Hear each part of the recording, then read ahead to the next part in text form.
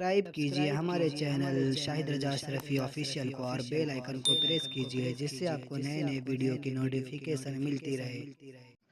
तो नाजरीन अस्सलाम वालेकुम वरहमतुल्लाहि वबरकातुहू। आज का बयान हज़रत शाकिर अली नूरी का बयान रहेगा, जिसमें हम मुसलमानों के लिए क्या फ़र्ज होना चाहिए और क्या फ़र्ज है और उसे हमें करना ही चाहिए। तो वो कौन सा काम है, तो पूरा बयान ज़रूर सुने और इस पर अमल भी करें। तो चलिए बयान शुरू करते हैं। है, कानून है, पाबंदी है। नतीजतन वो बच्चा जो कॉलेज की दहलीज पर जाने से पहले मस्जिद के इमाम साहब से अपना राब्ता रखता था, मशाइख से अपना राब्ता रखता था, कॉलेज और यूनिवर्सिटी में पहुंचने के बाद अक्सर का राब्ता उलमा और मशाइख से टूट जाता है, दीन से कमज़ोर हो जाता है और आगे चल करके वही शख्स दीन पर एतराज़ भी करता दिखाई देता है, क्रिटिसाइज भी करता दिखाई देता है और फिर ये कहता हुआ भी नज़र आता है कि मौलाना आज के दौर में, मैं जिस जुमले को आपकी समाअतों के हवाले कर रहा हूँ, इस जुमले को आप अपने मुआशरे के अंदर बहुत ज़्यादा पढ़े लिखे और सरमाएदारों से सुनेंगे। वो दो जुमले बड़े पावरफुल हैं जो अक्सर कहा करते हैं। अगर किसी से कहा जाए आप शादी में नाच गाना बाजा न रखो, अरे मौलाना क्या बात करते हो, आज के दौर के अंदर तो 5 वक्त की नमाज पढ़ लेना बस इतना ही काफ़ी है, ये हम तो कर ही रहे हैं।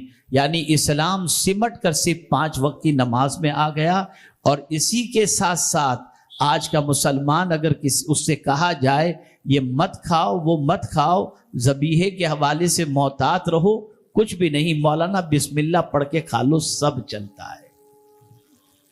यानी इस्लाम अब मुसलमानों की जिंदगी से इस तरीके से रुखसत होता दिखाई दे रहा है कि मुसलमान खुद अपने मजहब के बारे में अपनी राय पेश कर रहा है और इतने ही पर इक्तफा करता हुआ नजर आता है कि नमाज पढ़ लूं 5 वक्त की, बस इतना काफ़ी है, और इसी के साथ बिस्मिल्लाह पढ़ के जो चाहूँ खा लूँ, बस इतना काफ़ी है।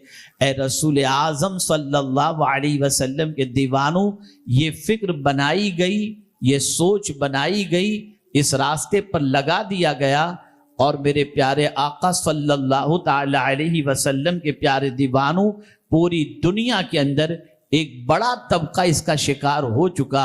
लेकिन जिन घरानों के अंदर इस्लाम मौजूद है, जिन घरानों में सुन्नियत मौजूद है, जिन घरानों के अंदर बुजुर्गों का आना जाना मौजूद है, वो सिर्फ ये 2 बातों पर इक्तफा नहीं करते बल्कि कोशिश करते हैं ज़्यादा से ज़्यादा इस्लाम को प्रैक्टिस में लाने के लिए और इस्लाम पर अमल करने के लिए। लेकिन अब ये कम रह गए, बराए नाम रह गए। मेरे प्यारे आका सल्लल्लाहु अलैहि वसल्लम के प्यारे दीवानों, फिक्र कैसे बदली जाती है, सोच कैसे बदली जाती है, तो आप देखें इलेक्ट्रॉनिक मीडिया के ज़रिए, सोशल मीडिया के ज़रिए, प्रिंट मीडिया के ज़रिए, कल्चरिक प्रोग्राम के ज़रिए, मुआशरे के अंदर बड़ी बड़ी पार्टियों के ज़रिए वहाँ बुलाया जाता है, सोच बदली जाती है। अभी माजी करीब के अंदर एक शादी हुई जो बड़ी धूमधाम से एक बड़े बिजनेसमैन ने अपने बेटे की शादी की, तो 1 महीने तक कमोबेश उसके प्रोग्राम्स चलते रहे, कल्चर बदल गया। अब उसी नक्शे कदम पर चलते हुए जिन मुसलमानों के पास दौलत है वो भी शादी को वही रंग देना चाहते हैं और उसी अंदाज में करना चाहते हैं। कोई प्रोग्राम कर रहा है जुमेरा बीच पर और कोई कर रहा है कतर में जाकर, और इस तरीके से शादियों के अंदर बेतहाशा पैसा खर्च करके उस रिवायत को जिसको ईजाद किया गया उसे अपने मुआशरे में राइज करने की कोशिश की जा रही है। कहने का मकसद ये है कि सोच बदल रही है, फिक्र बदल रही है। मैं बहुत दूर तक जाने की कोशिश नहीं करूंगा, मौजूदा यहाँ पर जितने भी हजरात हैं उनसे मैं पूछना चाहूँगा ठंडे दिमाग से, आप भी आज रात को बिस्तर पर सोते वक्त इस्लाम के बारे में आपकी फ़िक्र क्या है कि इस्लाम पर किस तरीके से अमल किया जाए, इस्लाम हमारी ज़िंदगी में कितना हो, हम इस्लाम को कितना फॉलो करें, इसके बारे में थोड़ा सा सोचिएगा तो आपको कहीं ये बात नज़र आएगी।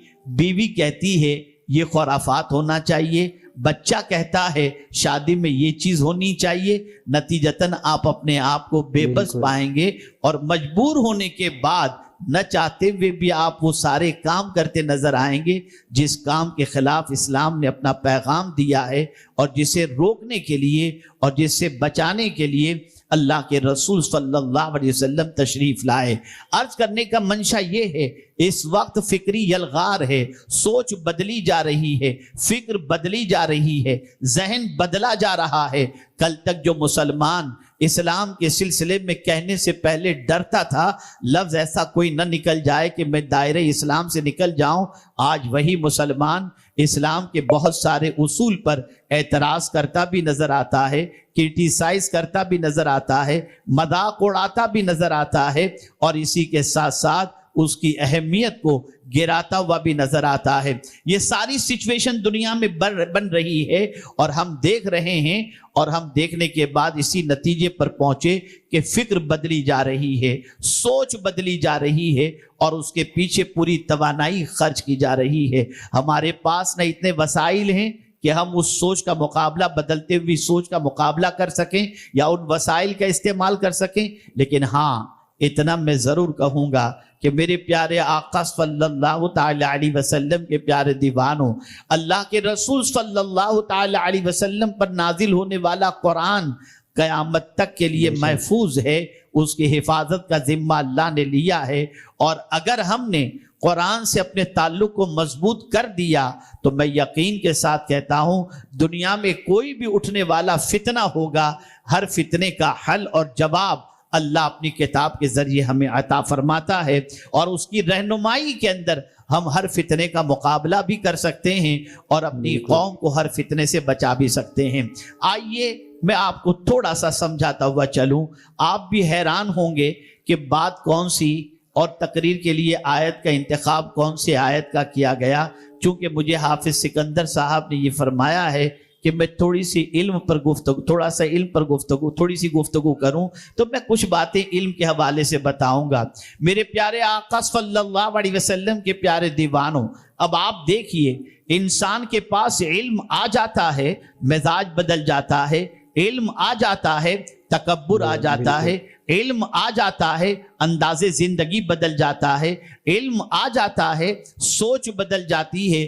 میرا پروردگار اس بندے کو ارشاد فرماتا ہے، اے بندے، اے اپنے علم پر ناز کرنے والے، میں تجھے تیری حیثیت بتا دوں تاکہ جب کبھی تو علم کی وجہ سے تکبر کے راستے پر جانے لگ جائے تو میرا یہ فرمان تیرے پیش نظر رہے۔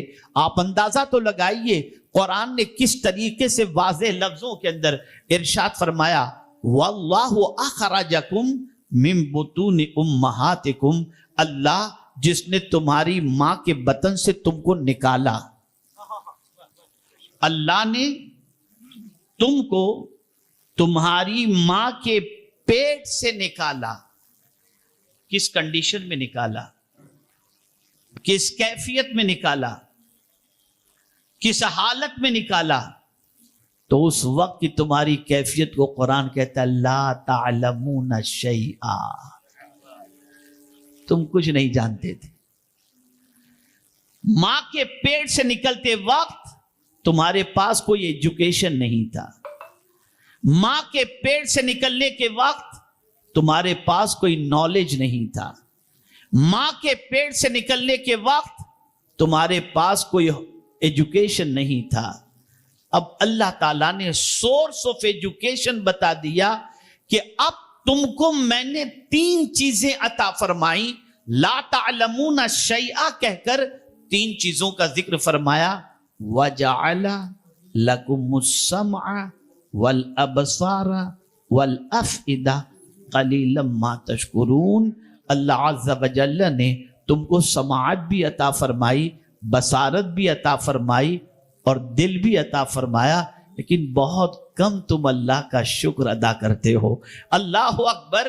ایک انسان جو علم حاصل کرتا ہے، ایجوکیشن حاصل کرتا ہے، تعلیم حاصل کرتا ہے، تو حصول علم کے لیے اللہ نے 3 ذرائع بتا دیے، کان کے ذریعے یعنی سماعت کے ذریعے، بصارت کے ذریعے اور دل کے ذریعے۔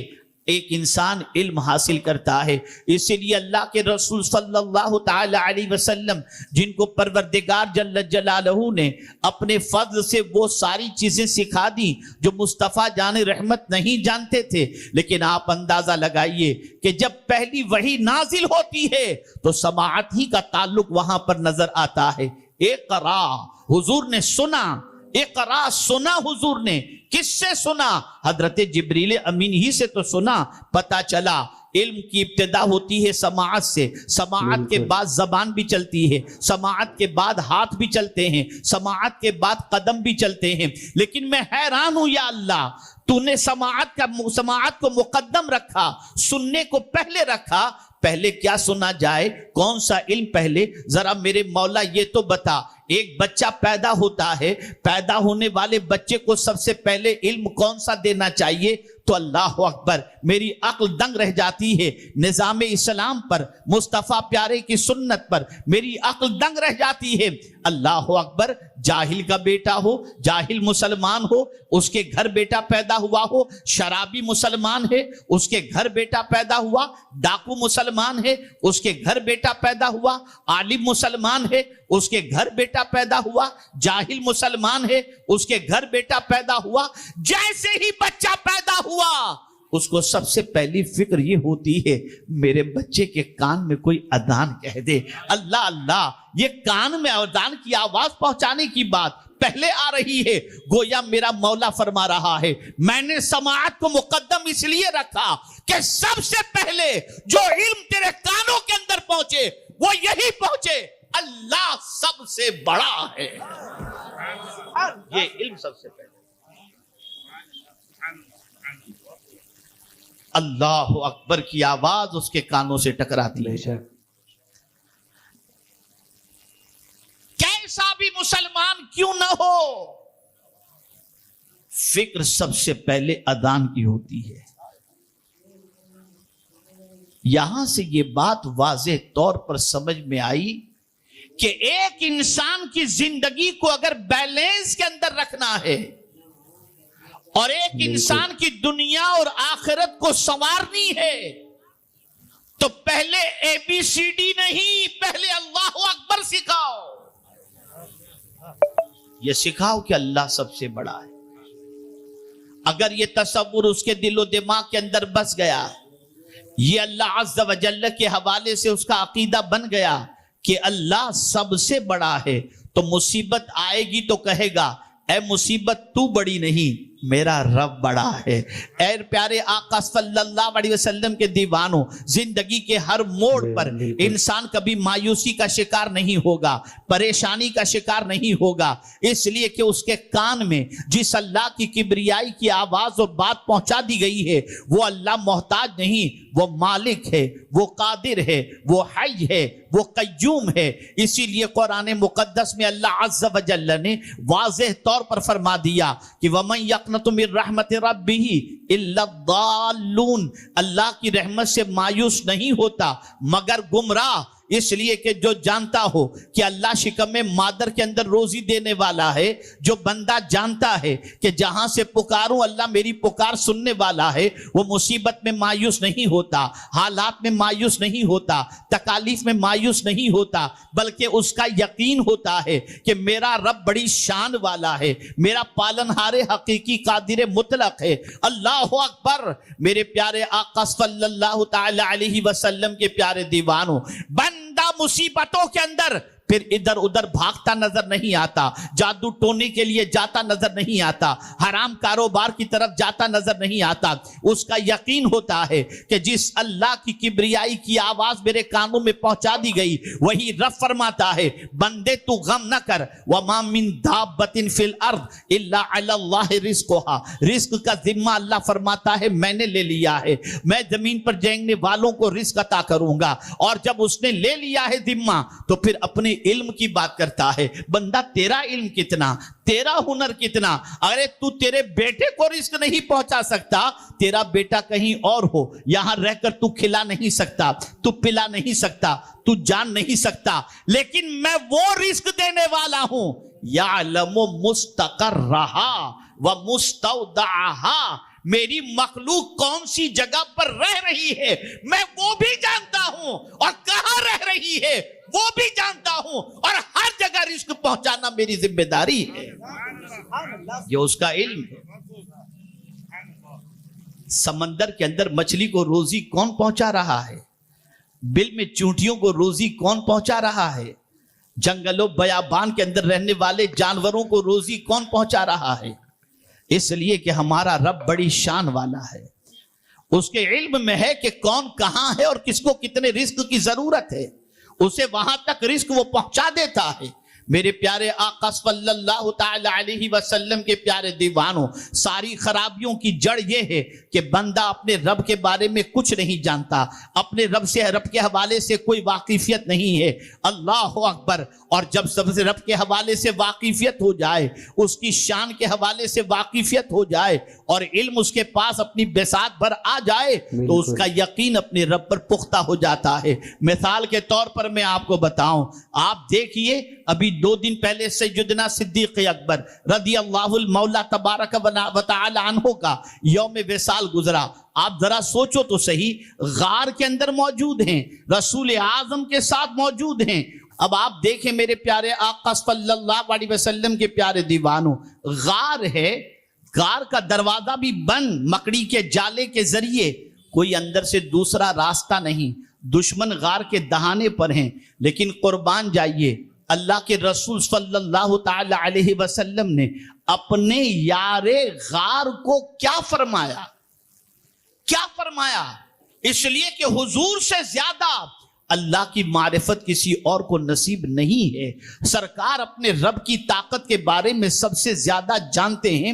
ایسی سچویشن کہ جس سچویشن کے اندر کوئی راستہ بظاہر نظر نہیں آتا، لیکن اطمینان کا عالم یہ ہے کہ مصطفیٰ جان رحمت صلی اللہ علیہ وسلم صدیق اکبر سے فرماتے ہیں، لا تحزن ان اللہ معنا، ابو بکر غم نہ کرو، اللہ ہمارے ساتھ ہے۔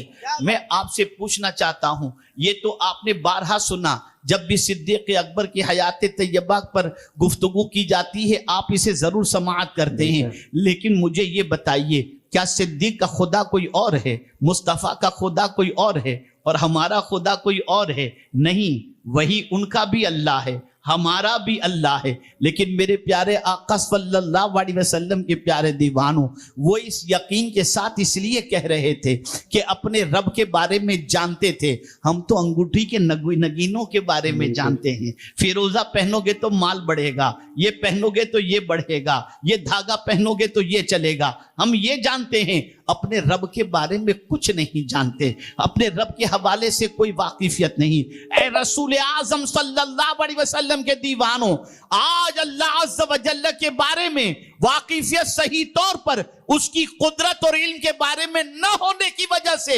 انسان کے قدم پھسل رہے ہیں، انسان در بدر کی ٹھوکریں کھاتا ہوا نظر آتا ہے۔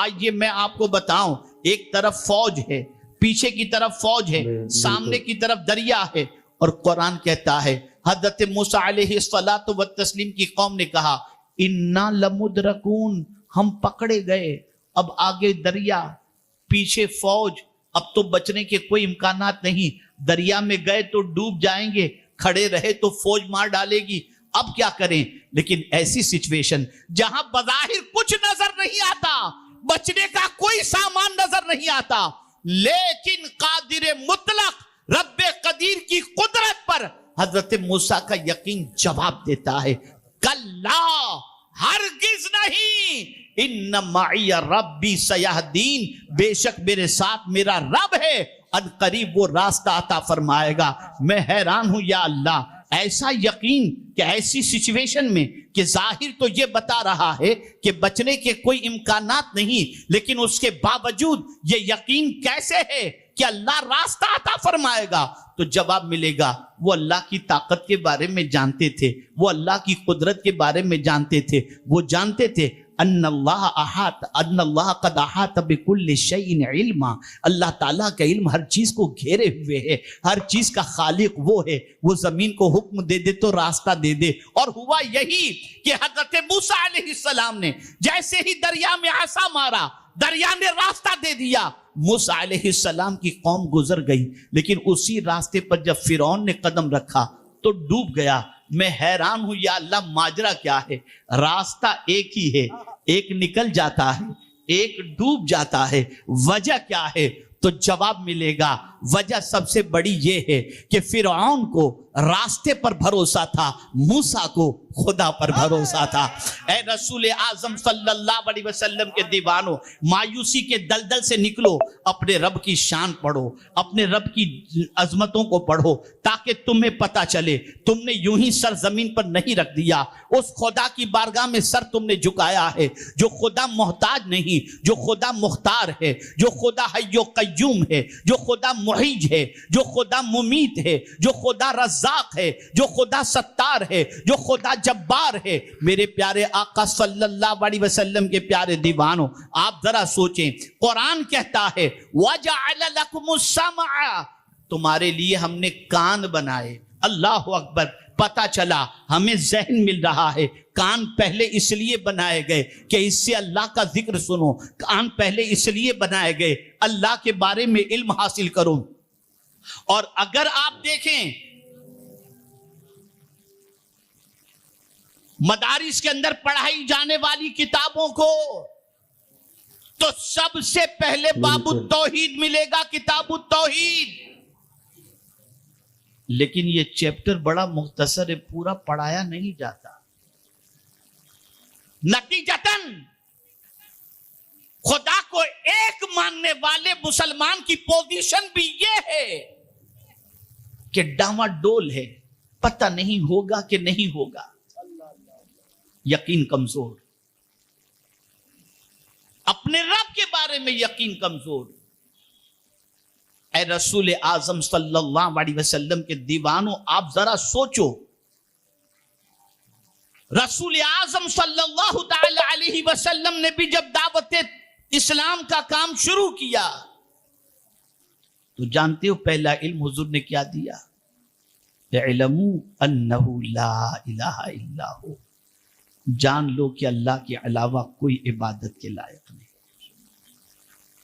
اے رسول اعظم صلی اللہ تعالی علیہ وسلم کے دیوانوں، اس لیے کہ جو تمہارا پالنہار حقیقی ہے، معبود برحق ہے، جس نے تم کو پیدا کیا ہے، وہ بڑی شان والا ہے، اور وہ اتنا مہربان ہے کہ اس سے زیادہ کوئی مہربان نہیں۔ مدینے کے تاجدار ارواحنا فدا صلی اللہ علیہ وسلم فرماتے ہیں اللہ کی رحمت کے 99 حصے میں سے ایک حصہ اللہ نے مخلوق میں رکھا ہے، باقی تو 100 حصے میں سے ایک مخلوق میں تقسیم کیا، باقی 99 تو اس نے اپنے پاس رکھے ہیں۔ تو آپ ذرا سوچو، ایک ماں اپنے بچے پر مہربان ہوتی ہے، وہ اللہ کی رحمت کے ایک حصے میں کا کروڑواں حصہ ہو سکتا ہے، لیکن جس رب نے رحمت کے 99 حصے اپنے پاس رکھے ہوں، اس کی رحمت کا عالم کیا ہوگا۔ تو ناظرین، ویڈیو اگر اچھی لگے تو ضرور ویڈیو کو لائک کریں، اور ہمارے چینل پر اگر نئے ہیں تو ضرور سبسکرائب کریں، اور اللہ سے دعا کریں کہ اللہ ہمیں نیک عمل کرنے کی توفیق عطا فرمائے۔ تو ناظرین، اگر آپ کو ہم سے رابطہ کرنی ہو تو انسٹاگرام کا آئی ڈی آتا ہے، آپ فالو کریں، میسیج کریں، انشاءاللہ آپ کو رپلائی ضرور دے دے گا، چاہے وہ چینل کے حوالے سے ہو یا کسی اور حوالے سے یا کسی ویڈیو کے حوالے سے ہو، تو آپ ہمیں میسیج کر سکتے ہیں، اور آپ ہمیں فالو کریں۔ فیس بک کا بھی آئی ڈی آتا ہوگا، وہاں بھی فالو کریں، ہمیں سپورٹ کریں، اور ہمارے چینل کو بھی سپورٹ کریں۔ اللہ تعالیٰ اس کا اجر ضرور دے گا، کیونکہ ہمارا اسلامی چینل ہے، اور اس میں جتنی بھی باتیں ہوتی ہیں وہ آپ کے لیے فائدہ مند ہوتی ہے، ہمارے لیے فائدہ مند ہوتی ہے۔ تو ضرور سپورٹ کریں چینل کو، اور سبسکرائب بھی کر لیں۔ تو چلیے ملتے ہیں اگلی ویڈیو میں، تب تک کے لیے السلام علیکم ورحمۃ اللہ وبرکاتہ، دعا میں یاد رکھیں۔ ویڈیو اچھی لگے تو ہمارے ویڈیو کو لائک کریں اور ہمارے چینل کو سبسکرائب کریں۔ شکریہ۔